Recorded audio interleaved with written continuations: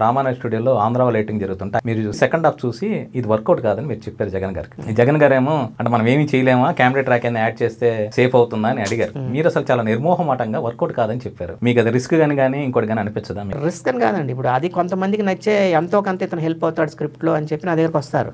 కొంతమంది హర్ట్ అవుతారు.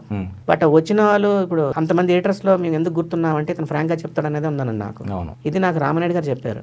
ఎందుకంటే ప్రతి సినిమాకి నా ఒపీనియన్ అడిగారు, నేను ఫ్రాంక్ గా చెప్పేవాడిని. ఆయన సినిమా రిలీజ్ అయిపోయింది అందరినీ పిలిచి ఇతను ఒకడే కరెక్ట్ గా చెప్పాడు సినిమా ఆడుతుంది ఆడదు అని మెచ్చుకుండేవాడు. అరవింద్ గారు కూడా మాకు ఏం చెప్పారంటే డాడీ సినిమా ఇచ్చినప్పుడు చిరంజీవి గారు ఇష్టం అని అడిగాడు. అదేంటి సార్ అలాగే మాట్లాడుతున్నారు అన్నాడు. ఎడిటర్ అన్న అతను ఎవరిని ఇష్టపడకూడదు హీరో అని, సినిమాగా చూడాలి, ఫస్ట్ ఆడిటోరియం నువ్వు, ఇది గుర్తుపెట్టుకో, నీకు లైఫ్ కెరియర్ బాగుంటుంది అన్నాడు. ఎందుకంటే ఆయనకి అల్లరి ప్రేమికుడు, ఆయన ప్రొడ్యూసర్ ఆయన చెప్పిన మాటని అలా పట్టుకున్నా. నీ ఫ్రాంక్నెస్ గా నీ దగ్గరకు వస్తున్నావు, ఎవరినో ఇష్టపడి సినిమా ఎడిట్ చేయడం అనేది ఉండకూడదు. సినిమా అది హీరో XYZ పక్కన పెట్టు, సినిమా బాగుందా లేదా